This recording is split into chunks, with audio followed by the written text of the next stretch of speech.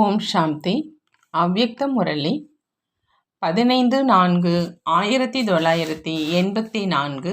அவ்யக்த பாப்தாதா, மதுபன். இன்றைய முரளியின் தலைப்பு அன்பான சகயோகி சக்திசாலி குழந்தைகளினுடைய 3 நிலைகள். பாப்தாதா அனைத்து அன்பான சகயோகி மற்றும் சக்திசாலி குழந்தைகளை பார்த்துட்டு இருக்கிறாங்க. அன்பான குழந்தைகள்ல அநேக விதமான அன்பானவங்க இருக்கிறாங்க. ஒரு வகையானவங்க மற்றவர்களுடைய சிரேஷ்ட வாழ்க்கையை பார்த்து, மற்றவர்களுடைய பரிவர்த்தனையை பார்த்து அதில் பிரபாவம் அடைந்து அன்பானவராக ஆகியிருக்கிறாங்க. இரண்டாவது வகையினர் ஏதாவது குணத்தின் சுகம் மற்றும் சாந்தியின் சிறிதளவு அனுபவத்தின் ஜொலிப்பை பார்த்து அன்பானவராக ஆகியிருக்காங்க. மூன்றாவது தொடர்பு, அதாவது குழுவின் சுத்த ஆத்மாக்களினுடைய ஆதரவை அனுபவம் செய்யும் அன்பான ஆத்மாக்கள். நான்காவது வகையினர்கள் பரமாத்மா மேல் அன்பு வைத்திருக்கும் ஆத்மாக்கள். அனைவருமே அன்பானவர்கள்தான். அன்பிலும் வரிசை கிரமம் இருக்குது. யதார்த்த அன்பு வச்சிருக்கிறவங்க அப்படின்னா தந்தையை மிக சரியான முறையில் தெரிஞ்சு அன்பானவராக ஆகிறது. அதே மாதிரியே சகயோகி ஆத்மாக்களிலும் பலவிதமான சகயோகிகள் இருக்கிறாங்க. ஒரு பக்தியினுடைய சமஸ்காரத்தின் பிரகாரம் சகயோகி, நல்ல விஷயங்கள், நல்ல இடம், நல்ல வாழ்க்கை உள்ளவங்க, நல்ல இடத்திற்கு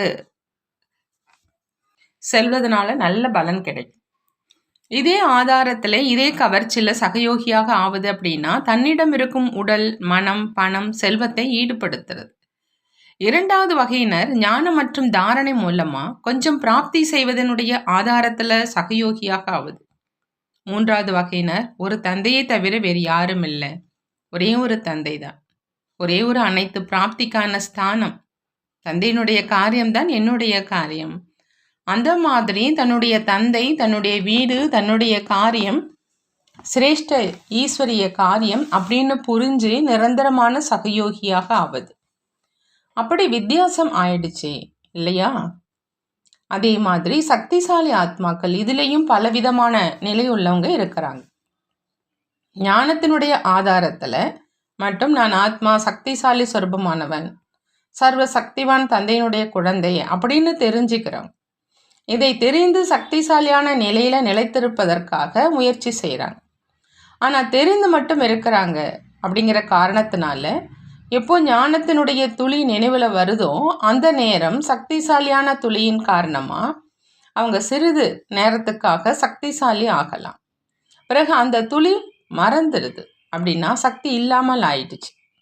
சிறிதளவு மாயாவினுடைய பிரபாவம் ஞானத்தை மறக்க வச்சு பலமற்றோராக ஆகிறது. இன்னொரு வகையினர் ஞானத்தினுடைய சிந்தனையும் செய்கிறாங்க, வர்ணனையும் செய்கிறாங்க, மற்றவங்களுக்கு சக்திசாலியான விஷயங்களை சொல்கிறாங்க. அந்த நேரம் சேவையினுடைய பலன் கிடைக்கும் காரணத்தினால தன்னை அவ்வளோ நேரம் சக்திசாலியாக அனுபவம் செய்கிறாங்க. ஆனால் சிந்தனை செய்யும் நேரம் வரையிலும் மற்றும் வர்ணிக்கும் நேரம் வரையிலும் தானே அன்றி சதா காலத்துக்கும் இல்லை. முதல்ல சிந்தனை நிலை, இன்னொன்று வர்ணிக்கும் நிலை. மூன்றாவது, எப்பொழுதும் சக்திசாலி ஆத்மாக்கள் சிந்தனை மற்றும் வர்ணனை செய்வது மட்டும் இல்லை, ஆனால் மாஸ்டர் சர்வசக்திவான் சொரூபம் ஆகிடுறாங்க. சொரூபம் ஆவது அப்படின்னா சக்திசாலியாக ஆவது. அவங்களுடைய ஒவ்வொரு அடி, ஒவ்வொரு காரியமும் இயல்பாகவே சக்திசாலியாக இருக்கும். நினைவு சொரூபமாக இருக்கிறாங்க, ஆகையினால எப்பொழுதும் சக்திசாலி நிலை இருக்குது.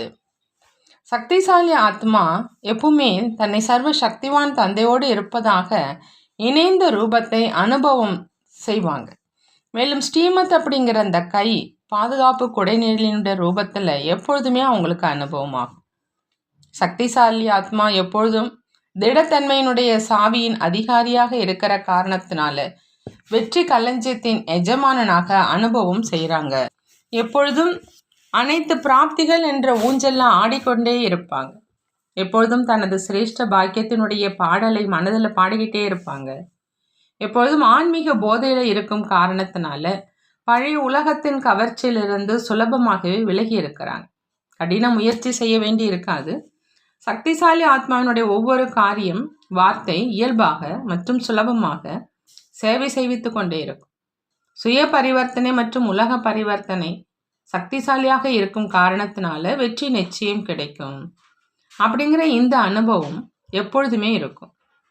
எந்த விதமான காரியத்திலும் என்ன செய்வது, என்ன ஆகும் அப்படிங்கிற அந்த எண்ணத்தினுடைய அளவுல கூட இருக்காது. வெற்றி மாலை எப்பொழுதும் வாழ்க்கையில அணிவிக்கப்பட்டிருக்குது.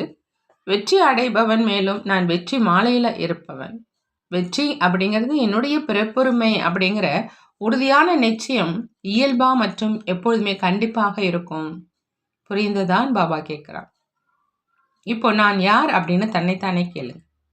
சக்திசாலி ஆத்மாக்கள் மிக குறைந்தவங்க, அன்பானவங்க, சகயோகி, அதுலேயும் பெரும்பான்மையோர் பலவிதமானவங்க. ஆகையினால இப்போ என்ன செய்வீங்க? சக்திசாலியாக ஆகுங்க. சங்கமிகத்தினுடைய சிரேஷ்ட சுகத்தை அனுபவம் செய்யுங்க. புரிந்ததா அப்படின்னு பாபா கேட்குறாங்க. தெரிந்து கொள்பவர்களாக மட்டும் இல்லாமல் அடைபவர்களாக ஆக சொல்கிறாங்க. நல்லது. தன்னுடைய வீட்டுக்கு வந்திருக்கீங்க மற்றும் தந்தையின் வீட்டிற்கு வந்திருக்கீங்க, வந்து சேர்ந்துட்டீங்க என்பதை பார்த்து பார்த்து பாப்தாதா குஷி அடைகிறாங்க. நீங்களும் மிகவும் குஷி அடையிறீங்க தானே இல்லையா? இந்த குஷி எப்போதும் நிலைத்திருக்கணும். மதுபனில் இருக்கும் வரையில் மட்டும் இல்லாமல் முழு சங்கமகமே உடன் இருக்கணும். குழந்தைகளுடைய குஷியில் தந்தையும் குஷி அடைகிறாங்க. எங்கெங்கிருந்தெல்லாம் வந்து சகித்து கொண்டே வந்து சேர்ந்து விட்டீங்க. வெப்பம், குளிர், உணவு ஆகியவற்றை சகிச்சுக்கிட்டு வந்து சேர்ந்திருக்கீங்க. மண், தூசி, மழையும் பெஞ்சது. இதெல்லாம் பழைய உலகத்தில் நடக்கத்தான் செய்யும். இருந்தும் சௌகரியம், ஓய்வு கிடைச்சிருச்சு இல்லையா? ஓய்வு எடுத்தீங்களா? 3 அடி இல்லாவிட்டாலும் 2 அடி இடமோ கிடைச்சது இல்லையா? இருந்தும் தன்னுடைய வீடு, வள்ளலின் வீடு இனிமையாக அனுபவமாகுது. பக்தி மார்க்கத்தினுடைய யாத்திரைகளை விடவும் நல்ல இடம். குடைநிழலின் கீழே வந்துட்டீங்க. அன்பின் பாலனையில் வந்துவிட்டீங்க. யஜ்யத்தினுடைய சிரேஷ்ட பூமியில் வந்து சேர்வது, யஜ்யத்தினுடைய பிரசாதத்துக்கு அதிகாரியாவது எவ்வளோ மகத்துவம் நிறைந்தது. ஒரு பருக்கை அநேக விலை மதிக்க முடியாத வைக்கும். அந்த அளவுக்கு சமமானது. இதையும் அனைவரும் தெரிஞ்சிருக்கீங்க. அவங்களும் பிரசாதத்தினுடைய ஒரு பருக்கை கிடைக்க வேண்டும் என்று தாகமுடையவர்களாக இருக்கிறார். மேலும் உங்களுக்கோ வயிறு நிரம்ப பிரம்மா போஜனம் கிடைக்கும். அப்படின்னா நீங்கள் எவ்வளோ பாக்கியம் நிறைந்தவங்க. இந்த மகத்துவத்தோடு பிரம்மா போஜனத்தை அருந்தினீங்க அப்படின்னா நிரந்தரமாக மனமும் மகானாயிடும். நல்லது. மிக அதிகமாக பஞ்சாபை சேர்ந்தவங்க வந்திருக்கிறாங்க. இந்த தடவை அதிகமானவங்க ஏன் ஓடி வந்திருக்கிறாங்க? எத்தனை எண்ணிக்கையில் ஒருபொழுதும் வந்ததில்லை. புத்துணர்வில் வந்துட்டாங்க. இருந்தாலும் பாப்தாதா பஞ்சாப்ல சத்சங்கம் மற்றும் அமிர்த வேலைக்கு மகத்துவம் இருக்குதுங்கிற சிரேஷ்ட விசேஷத்தை பார்க்குறாங்க. காலணி அணியாமல் கூட வெறும் காலால் கூட அமிர்த வேலைக்கு வந்து சேர்ந்துடுவாங்க. பாப்தாதாவும் பஞ்சாப்ல வாழும் குழந்தைகளுக்கு இதே மகத்துவத்தை தெரிந்திருக்கும் மகான் தன்மையோடு பார்க்குறாங்க. பஞ்சாப்ல வாழறவங்க அப்படின்னா எப்பொழுதும் தொடர்பால் ஆன்மீக பிரபாவம் அப்படிங்கிற அந்த வண்ணத்தில் வண்ணமயமாக்கப்பட்டவங்க. எப்பொழுதும் சத்சங்க, அதாவது சத்தியத்தினுடைய சங்கத்தில் இருக்கிறவங்க. நீங்கள் அந்த மாதிரி தான் இல்லையான்னு கேட்குறாங்க. பஞ்சாபை சேர்ந்த அனைவரும் அமிர்த வேலையில் சக்திசாலியாகி சந்திப்பினை செய்கிறீங்க இல்லையா? பஞ்சாபை சேர்ந்தவர்களில் அமிர்த வேலைக்காக சோம்பல் இல்லை தானே இல்லையா? தூங்கி விழுவதும் கிடையாது. அப்படி பஞ்சாபினுடைய விசேஷத்தை எப்பொழுதும் நினைவில் வைத்து கொள்ளுங்க அப்படிங்கிறாங்க பாபா. கிழக்கு மண்டலம் வந்திருக்கிறாங்க. கிழக்கில் விசேஷமாக என்ன இருக்குது? சூரிய உதயம், சன்ரைஸ். சூரியன் எப்பொழுதும் உதயமாகும். சூரியன் அப்படின்னா வெளிச்சத்தினுடைய குளியல். அனைத்து கிழக்கு மண்டலத்தை சேர்ந்தவர்களும் மாஸ்டர் ஞான சூரியன். எப்பொழுதும் இருளை அகற்றி வெளிச்சம் கொடுக்கறவங்க தான் இல்லையான்னு பாபா கேட்குறாங்க. இந்த விசேஷம் இருக்குது இல்லையா? ஒரு பொழுதும் மாயாவினுடைய இருளில் வராதவங்க, இருளை அகற்றவங்க மாஸ்டர் வள்ளல் ஆகிட்டாங்க இல்லையா? சூரியன் வள்ளல் தான். அனைத்து மாஸ்டர் சூரியன் அப்படின்னா மாஸ்டர் வள்ளலாகி உலகத்துக்கு ஒளி கொடுக்கும் காரியத்தில் பிஸியாக இருக்கீங்க. யார் அவரை பிஸியாக இருக்கிறாங்க, ஓய்வில் இல்லாமல் இருக்கிறாங்களோ அவங்களுக்காக மாயாவுக்கும் நேரம் கிடைக்கிறது கிடையாது. கிழக்கு மண்டலத்தை சேர்ந்தவங்க என்ன நினைக்கிறீங்க? கிழக்கு மண்டலத்தில் மாயா வருதான்னு பாபா கேட்குறாங்க. வருது அப்படின்னாலும் நமஸ்காரம் செய்ய வருதா அல்லது மிக்கி மவுஸாக ஆக்கி விடுதான்னு கேட்குறாங்க. மிக்கி மவுஸினுடைய விளையாட்டு பிடிச்சிருக்குதா அப்படின்னு கேட்குறாங்க பாபா. கிழக்கு மண்டலத்தினுடைய இருக்கை, தந்தையினுடைய இருக்கை அப்படி ராஜ சிம்மாசனம் ஆயிடுச்சு. ராஜ சிம்மாசனத்தில் அமர்ந்திருக்கிறவங்க ராஜாவாக இருப்பாங்களா அல்லது மிக்கி மவுஸாக இருப்பாங்க? நீங்கள் அனைவரும் மாஸ்டர் சூரியன், ஞான சூரியனுடைய உதயமும் அங்கு இருந்தது தான் இல்லையா? தன்னுடைய விசேஷத்தை புரிஞ்சுக்கிட்டீங்களா? பிரவேசத்தினுடைய சிரேஷ்ட இருக்கையின், அதாவது நீங்கள் வரதான ஸ்தானத்தில் இருக்கும் சிரேஷ்ட ஆத்மாக்கள். இந்த விசேஷம் வேறு எந்த மண்டலத்திலும் இல்லை. எப்பொழுதும் தன்னுடைய விசேஷத்தை உலக சேவையில் ஈடுபடுத்துங்க. என்ன விசேஷத்தை செய்வீங்கன்னு பாபா கேட்குறான். எப்பொழுதும் மாஸ்டர் ஞானசூரியன், எப்பொழுதும் ஒளி, மாஸ்டர் வள்ளல். நல்லது. அனைவரும் சந்திப்பதற்காக வந்திருக்கீங்க. எப்பொழுதும் சிரேஷ்ட சந்திப்பை செய்து கொண்டே இருங்க. ஒரு வினாடி கூட சந்திப்பதில் இருந்து வஞ்சிக்கப்பட்டவராக ஆக வேண்டாம். நிரந்தர யோகியினுடைய அனுபவத்தை உறுதியாக்கி செல்லுங்க அப்படிங்கிறாங்க பாபா. நல்லது. எப்பொழுதும் ஒரு தந்தையினுடைய அன்பில் இருக்கக்கூடிய அன்பான ஆத்மாக்களுக்கு, ஒவ்வொரு அடியிலும் ஈஸ்வரிய காரியத்தின் சகயோகி ஆத்மாக்களுக்கு, எப்பொழுதும் சக்திசாலியான ஆத்மாக்களுக்கு, எப்பொழுதும் வெற்றியினுடைய அதிகாரத்தை அனுபவம் செய்யக்கூடிய வெற்றி அடையும் குழந்தைகளுக்கு பாப்தாதாவினுடைய அன்பு நினைவுகள் மற்றும் நமஸ்காரம் செய்கிறாங்க. நாமும் நம்மளுடைய பாப்தாதாவுக்கு அன்பு நினைவுகள் மற்றும் நமஸ்காரம் செய்வோம். பார்ட்டிகளோடு அவ்விக்த பாப்தாதா சந்திக்கிறாங்க.